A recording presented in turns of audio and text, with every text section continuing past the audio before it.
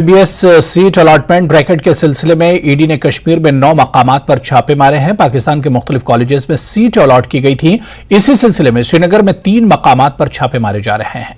काजी यासिर और मोहम्मद अकबर बट उर्फ जफर बट के घरों पर भी छापे मारे गए।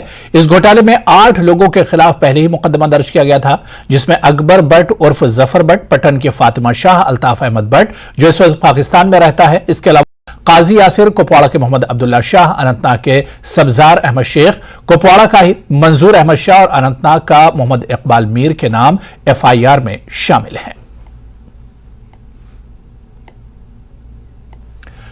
इस बार पाकिस्तान ने भारत मुखालिफ होने के लिए स्कूल के निसाब में भारत के खिलाफ जहर उगलने की कोशिश की है। पाकिस्तान ने निसाबी किताबों के जरिए भारत और हिंदुओं के खिलाफ नफरत भरी है।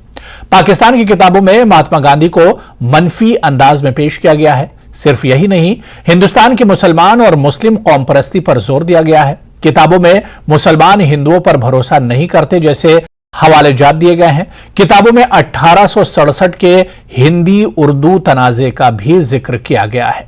इसमें लिखा गया है कि हिंदू उर्दू की जगह हिंदी को कौमी जबान बनाना चाहते थे, जिसकी वजह से फसादात फूट पड़े।